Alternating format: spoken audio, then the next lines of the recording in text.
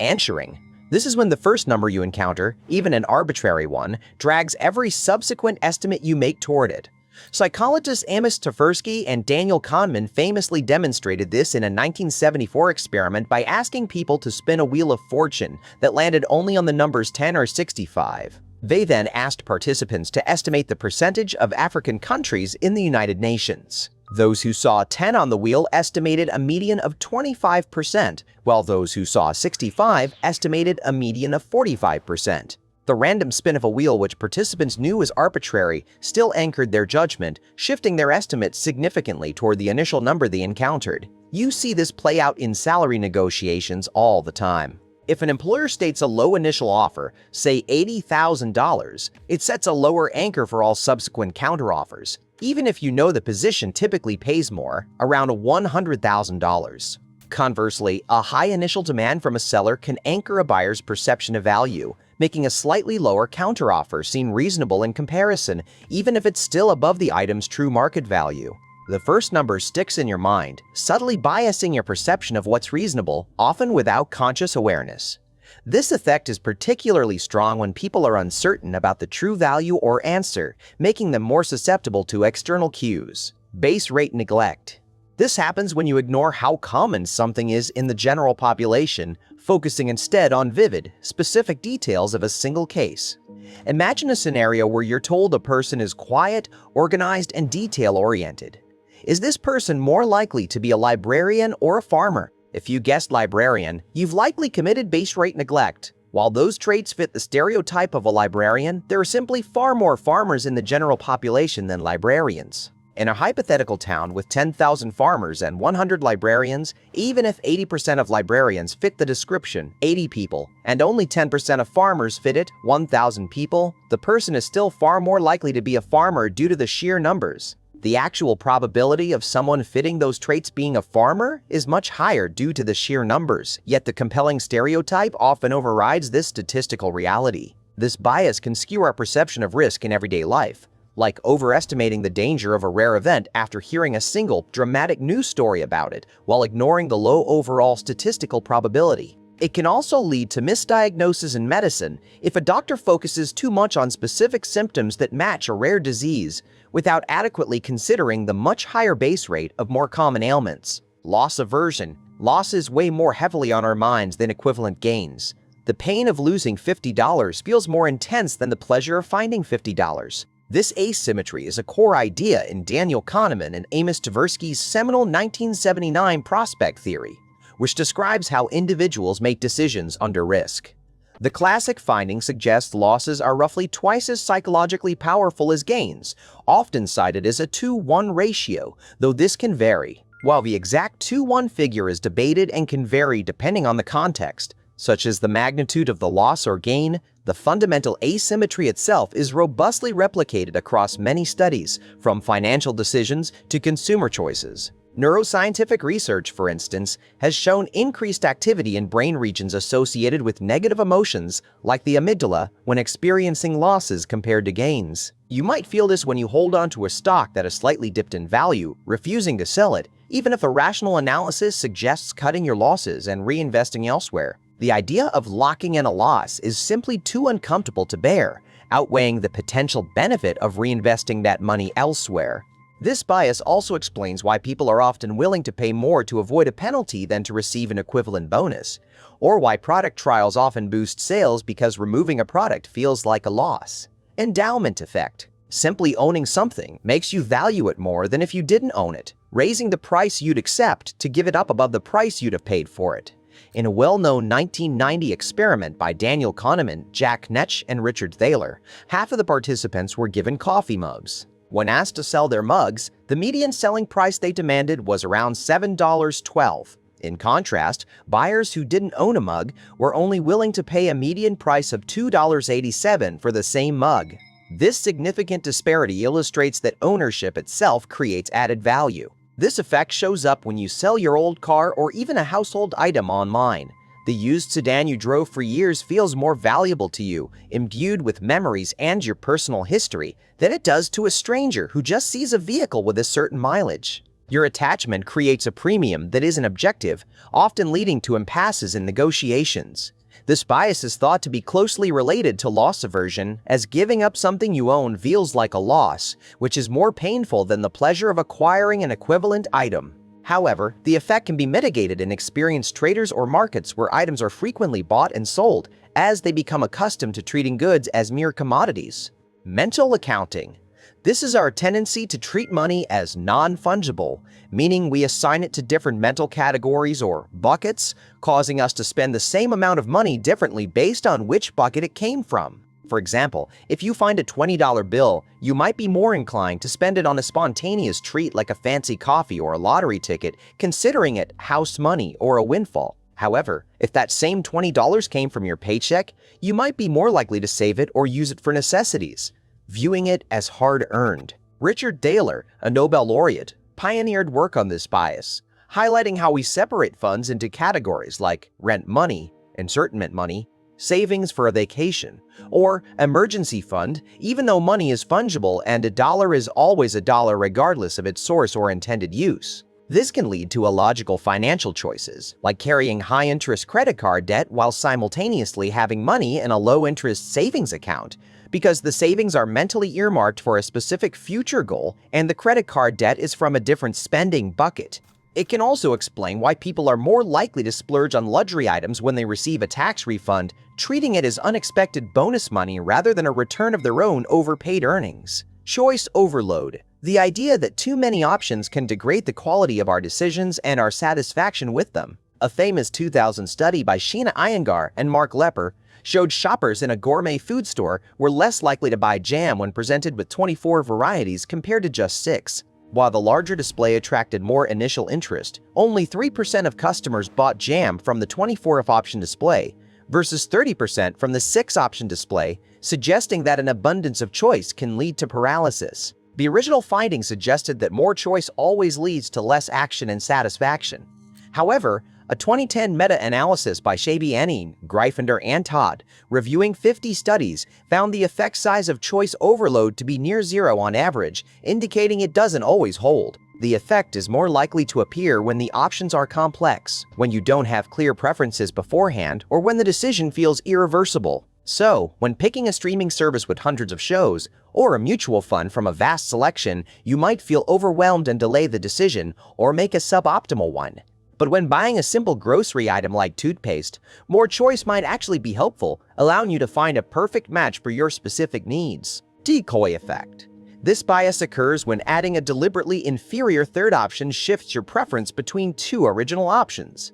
This is a classic example of asymmetric dominance. Imagine you're choosing between two blenders, blender A, which is good quality for $100, and blender B, which is excellent quality for $150. Many people might choose blender A, prioritizing cost. Now, a third option is introduced, blender C, which is also excellent quality, but costs $200. Blender C is a decoy because it is clearly inferior to blender B, same quality, higher price, but superior to blender A in quality, though more expensive. By making blender C available, it makes blender B look like a much better deal by comparison, a high-quality option at a more reasonable price than the decoy. Suddenly, blender B, which previously seemed expensive, appears as the clear value choice, and sales for blender B often increase significantly. This trick is used everywhere, from car dealerships offering a slightly overpriced high-end model to push you toward the mid-range, to magazine subscriptions, where a print-only option is priced almost as high as a print and digital bundle, making the bundle seem like an irresistible offer. Default effect. Whatever is pre-selected for you tends to be chosen disproportionately often. It's the path of least resistance, leveraging human inertia and the psychological cost of making an active choice. This is famously illustrated by organ donation rates. 2%, like in the United States as of 2024. In contrast, countries with an opt-out policy, where you are automatically a donor unless you specifically say no, have much higher rates, often exceeding 95%, as seen in countries like Spain. The simple change in default setting leads to vastly different societal outcomes, even when the actual effort to change the default is minimal.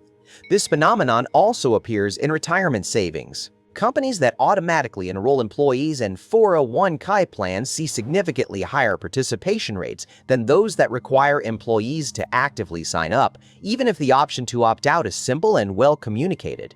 Similarly, software installations often pre-select standard settings, knowing most users will simply click Next rather than customizing. Status quo bias. This is our tendency to prefer the current arrangement simply because it is the current arrangement, independently of its actual merits. We would rather keep things as they are than make a change, even if a change would clearly benefit us.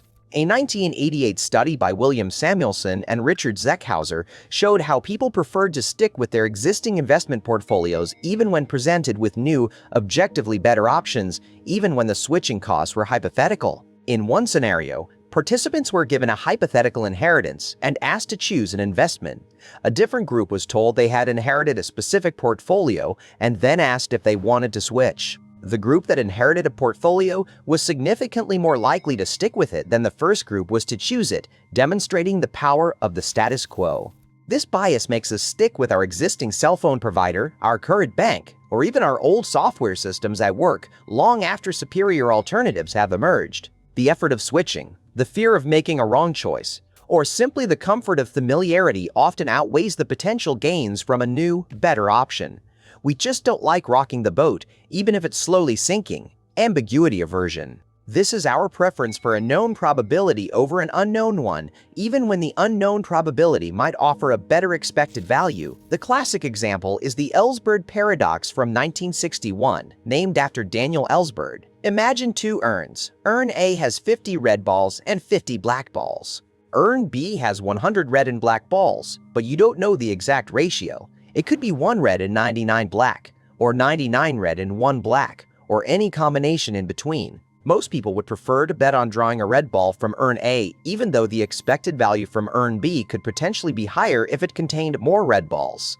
The aversion is not to risk itself, but to the ambiguity or uncertainty about the probabilities. This bias makes us choose a mutual fund with a steady, known historical return over a new, innovative investment with higher potential but less predictable outcomes. Similarly, a patient might prefer a medical treatment with well-documented, if modest, success rates over an experimental treatment that could offer a cure but whose efficacy is still highly uncertain. We hate uncertainty so much that we'll forego potential gains just to stay within the comfortable confines of the known. Regret aversion.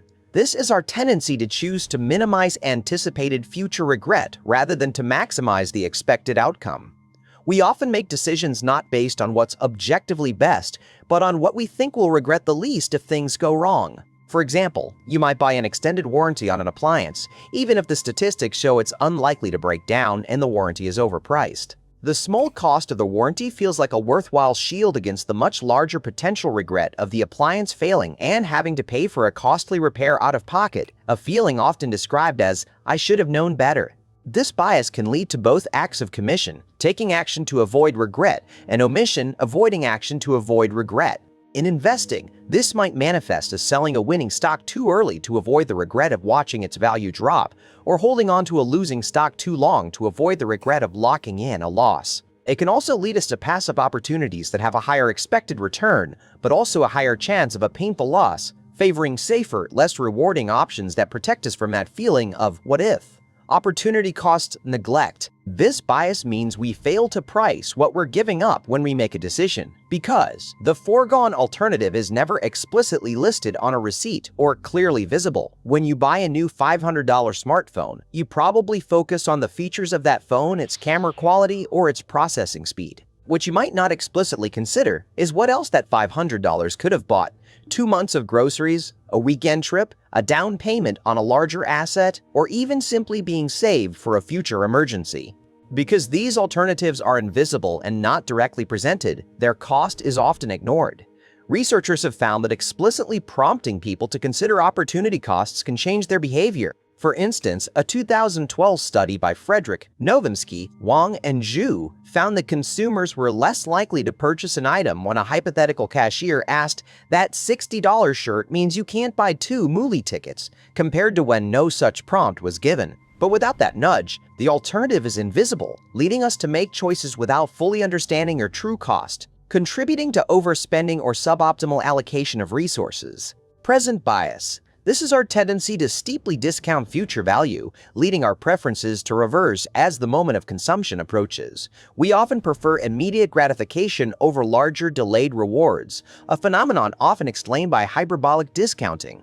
For instance, you might choose to receive $100 today instead of $150 next month. But if the choice is between $100 in a year and $150 in a year and 1 month, you're much more likely to wait for the larger sum because the immediate now is no longer part of the equation. The now looms large, making future benefits seem less appealing, especially when the delay is short. Neuroscientific studies suggest this bias involves a conflict between immediate reward systems, like the limbic system, and more future-oriented planning systems, like the prefrontal cortex. This bias is a major reason many Americans struggle with retirement savings. The immediate pleasure of spending money today often outweighs the abstract, distant benefit of a comfortable retirement many decades in the future. It also explains why people procrastinate on tasks with long-term benefits, like exercising or studying, in favor of immediate pleasures. Planning fallacy. This is our pervasive tendency to underestimate the time, costs, and risks of our own projects, while often accurately estimating them for others. Psychologists Daniel Kahneman and Amos Tversky identified this bias, noting how common it is for individuals and organizations to be overly optimistic about their own endeavors. This stems from an inside view where we focus on the specific details of our plan and ignore past similar experiences, combined with an optimism bias. Think about a home renovation project. You might confidently predict it will take 2 weeks and cost $5,000 based on an idealized sequence of events, only to find yourself still painting a month later with expenses topping $10,000 due to unforeseen complications. Yet, if a friend tells you about their similar renovation, you can often give a much more realistic and often pessimistic estimate of their timeline and budget, taking an outside view based on general experience. This explains why major infrastructure projects, like Boston's Big Dig, notoriously run billions of dollars over budget and years behind schedule, ultimately costing over $22 billion many times its initial estimate. Even experienced project managers fall prey to this, leading to chronic delays and cost overruns in fields from software development to large-scale construction. Sunk cost fallacy. This is when an unrecoverable past investment, a sunk cost, drives future commitment, even though only future costs and benefits should be relevant to a rational decision. Imagine you've paid $100 for a concert ticket. On the day of the show, you're sick and it's raining, but you feel compelled to go anyway because you already spent the money. That $100 is a sunk cost. You won't get it back whether you go or not. The rational decision would be to stay home and recover, as the money is gone either way. However, the desire to avoid the feeling of wasting the money leads to an irrational choice. This fallacy also explains why people might continue to pour money into a failing business or a bad investment, believing that because they've already invested so much time, effort, or capital, they can't simply walk away. The past investment becomes a heavy chain binding them to future, often worse, outcomes as they try to justify their initial decision rather than acknowledge a mistake and move on. This can be seen in individuals who watch a terrible movie to the end because they paid for the ticket or continue a problematic relationship because of the years already invested. Escalation of commitment. This occurs when an individual or group continues to increase their investment in a decision or course of action, even in the face of increasingly negative outcomes. While related to the sunk cost fallacy, escalation of commitment often involves a broader dynamic, particularly in organizational or public contexts, where factors like self-justification, public image, and competitive irrationality play a larger role. Consider a company's CEO who publicly championed a new product line. As sales falter and market feedback turns negative, instead of cutting losses, the CEO might double down, authorizing more marketing spend or further development, perhaps hiring more staff, hoping to turn it around. This happens because admitting failure would mean acknowledging a past mistake, which can be personally and professionally damaging, especially if the initial decision was made publicly. The public attachment to the initial decision makes it incredibly hard to back down, even when all the evidence points to a losing battle. This bias has been observed in military campaigns where resources continue to be poured into unwinnable wars, or in government projects that continue to receive funding long after their viability has been questioned, often driven by political will to avoid admitting a misstep. Analysis paralysis. This is the state of overanalyzing or overthinking a situation so much that a decision or action is never taken. The desire to make the absolute optimal choice, combined with an overwhelming amount of information, leads to complete inaction. This is often exacerbated by choice overload and the fear of regret, where the potential for making a wrong decision becomes so daunting that no decision is made at all. You might spend weeks researching the perfect new smart TV, comparing every feature, reading every review, and watching countless comparison videos. But with each new piece of information, the decision becomes more complex, not less, as you uncover more options or potential flaws. Eventually, you might feel so overwhelmed that you postpone the purchase indefinitely or make a quick, unsatisfactory choice just to end the agony. This isn't about making a careful, informed decision, it's about deliberation extending far past the point where any further information would actually improve the outcome. The concept of satisficing, coined by Herbert A. Simon, suggests that sometimes it's better to choose an option that is good enough rather than endlessly searching for the best, which can lead to missed opportunities and increased stress in major life decisions like career paths or purchasing a home. Subscribe to Impulse, and the next video is waiting for you on screen right now.